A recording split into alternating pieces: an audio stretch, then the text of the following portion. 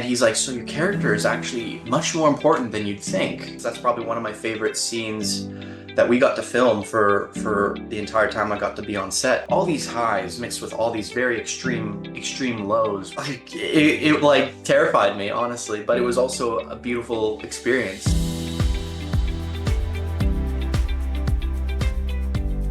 Hi, everyone. Welcome to the Heart in Motion podcast. I'm so excited to welcome Grayson Gurnsey to the podcast. How are you doing, Grayson? I'm doing great. It's amazing to be here. I'm happy to interact with you guys any chance I get.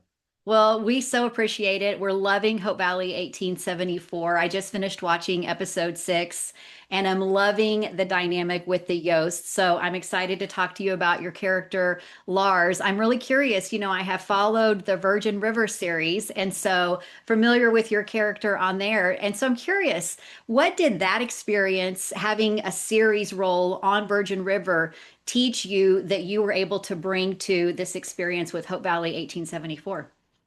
Oh, well, I think one of the things that it teaches you is stamina when it comes to your ability to be on sets for long periods of time and learn to relax and enjoy the process. Virgin River was very formative for me, and it was also a very stressful time because it was the first time I'd ever really gotten the chance to be on a larger show that was seen by many, even if I Yeah. didn't know it at the time.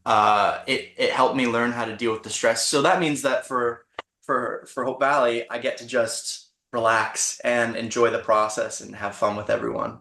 Yeah. So when you've got that downtime, does that give you an opportunity to get to know the rest of the cast better? Oh, yeah, absolutely. Me and Jill, we got along really well. And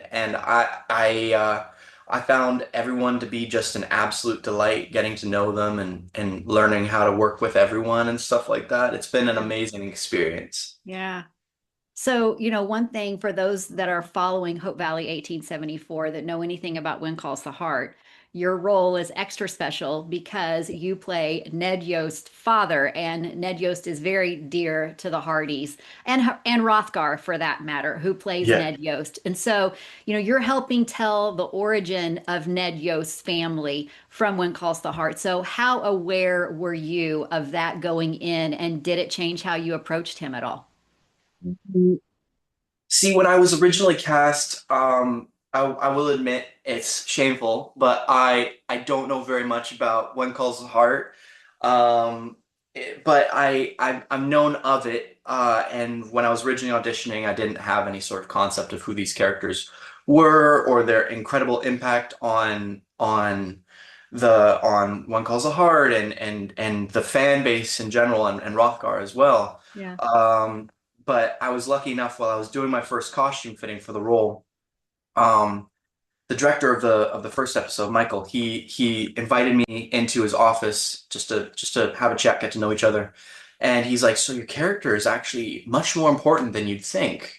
And I was like,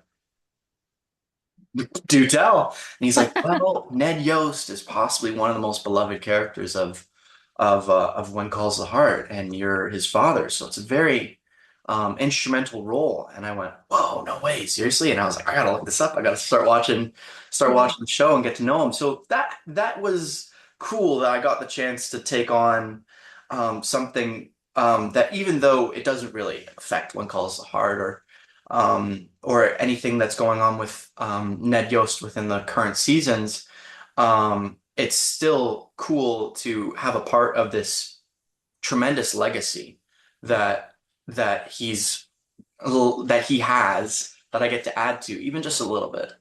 Yeah. Well, and I think that we watch his parents and their interactions. I think about even in episode 6, there's some really tender moments between them as a couple. And so we watch it from that lens of these are Ned's parents. And I think it's just extra special. So I'm curious, like knowing that now, like what do you think that that relationship adds to the bigger picture of 1874? I feel it shows the beginning of the community that One Calls the Heart really starts to that One Calls the Heart really gets to shine through. I feel like that's one of the biggest parts of Hope Valley is that you get a good sense of hope like the town being started on very good foundations when it comes to, loving neighbors and people who are willing to look out for each other, and the very hallmark feeling of it, of like the hope and the love of it. You know what I mean? Yeah, for Yeah. sure.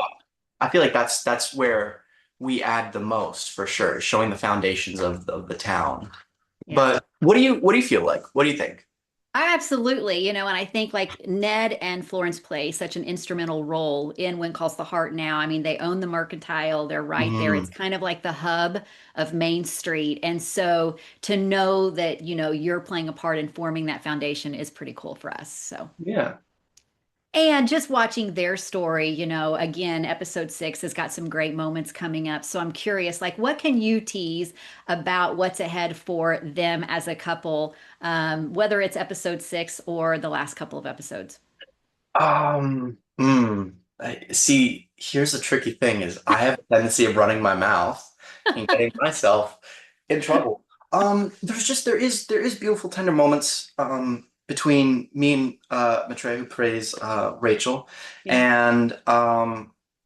and just good acting, just amazing people who gave it a really good vibe and a good feeling. I don't want to say too much because I feel like I'm walking on thin ice here.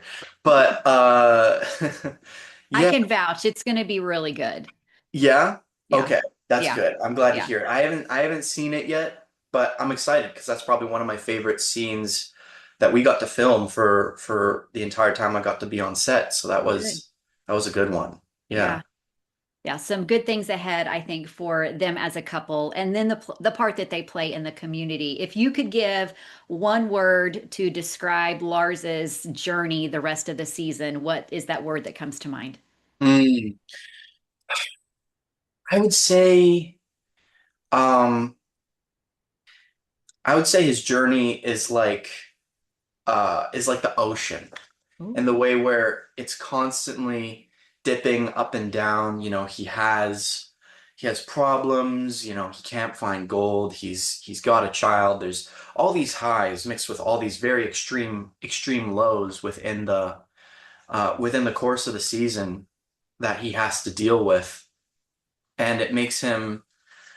I'd say it changes him for the better, for sure. Yeah, But it's definitely that emotional journey has been fun to watch for him as the caretaker, of the family and watching how he's trying to be that person, that provider. So it's fun to watch.